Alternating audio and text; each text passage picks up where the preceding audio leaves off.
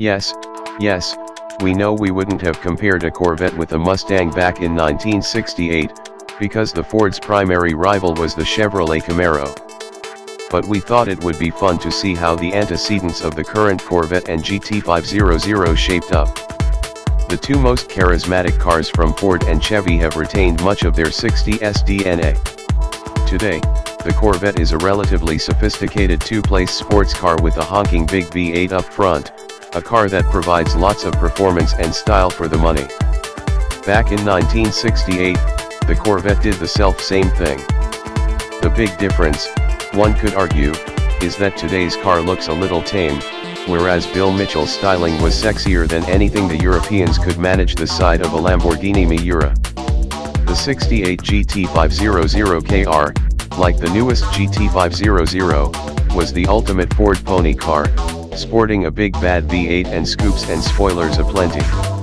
Unlike the Corvette, the old car doesn't look that dissimilar from its modern counterpart, which slavishly apes the 68 Mustang's iconic styling.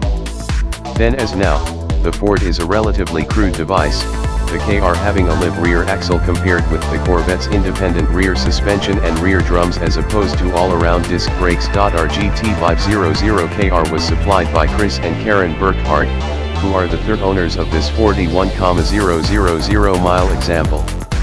The panel work and the interior are totally original, but the Highland green color has been reapplied and Burkhardt has fitted more modern VF Goodrich radial T/A tires, a hotter cam, and a freer flowing exhaust in his 28-year ownership. The KR4 King of the Road was a development of the 68 GT500, with the so-called Cobra Jet 428 cubic inch engine in place of the Police Interceptor unit. The GT500 was nominally rated at 360 horsepower, whereas the KR was down to 335. This was done for insurance purposes, says Chris Burkhardt. Everyone knew that was a joke and the real number was somewhere slightly north of 400 horsepower, with 440 pound-feet of torque. Compared with the stock 68 Mustang, the GT500 gained a plethora of scoops and vents, a fiberglass hood and trunklet, a front strut brace, wider rear brake drums and shoes, an 8,000 RPM touch, a 140 miles per hour speedometer, and a rollover bar. The heavy-duty Mustang suspension, as well as power brakes and steering, were standard on all GT500s. Before we tested the car at nearby Michigan Dragway, Burkhardt was frank about the car's strengths. It's a green light car. It's good in a straight line, and that's about it.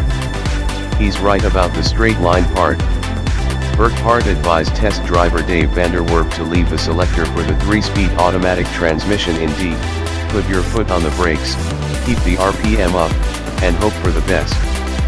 The best was a strong 13.9 second quarter mile, a 0 to 60 in 5.4 seconds, and a 30 to 50 mph acceleration that's comparable with that of some AMG Mercedes. Vanderwerp came back grinning, "That thing bangs it home, just like you want for the drag strip." "It's a hoot, man," he said, getting into the period lingo. What the numbers fail to convey is the noise the GT500 makes as it blasts down the strip, the V8 roaring like the soundtrack from Bullet, its progress punctuated by chirps from the tires as the brawny V8 broke traction in all 3 gears. On the street, the torque, power, and insane noise dominate the driving experience. This is just as well, because the brakes, handling, and road holding are pretty hopeless. The car feels clumsy when you start hustling it, in part because it wants to understeer like crazy and in part because the incredibly light steering has almost no feel. It rides quite nicely, but just like modern Mustangs, it never feels as if the front and rear ends are totally in sync. In fact, we were surprised by how the new car has adopted the old car's demeanor, great in a straight line, but a bit wayward when the road starts curving.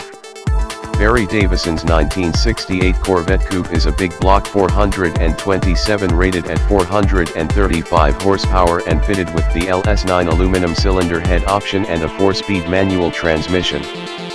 Davison, who has a garage full of Corvettes, is only the second owner of this 26,000 mile car. Original owner Dave Sullivan drag raced it, eventually putting in a 454 engine, replacing the frame, and running elapsed times as low as 10 seconds. I decided to restore it, Sullivan said, when the cars started to become valuable.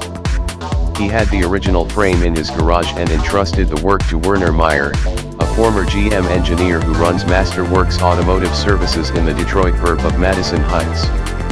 The car has been restored to factory standard, down to the skinny Goodyear Speedway bias ply tires.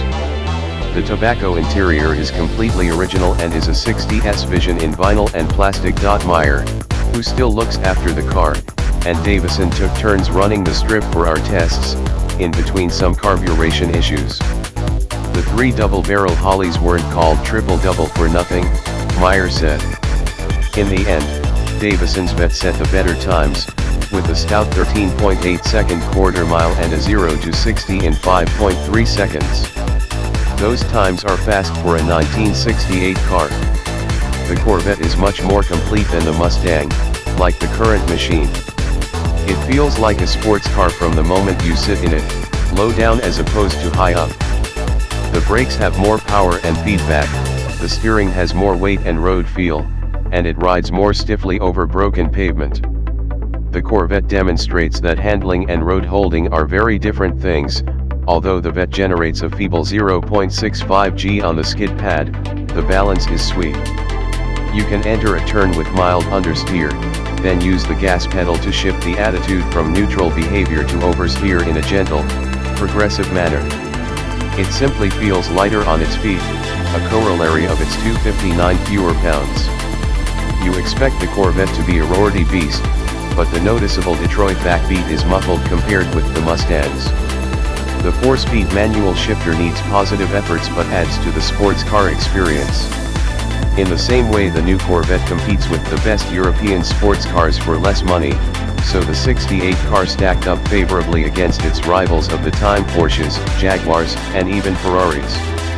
The Mustang, on the other hand, feels bigger, heavier, and clumsier, even if its performance and character are just as endearing, a uniquely American take on the sports coupe.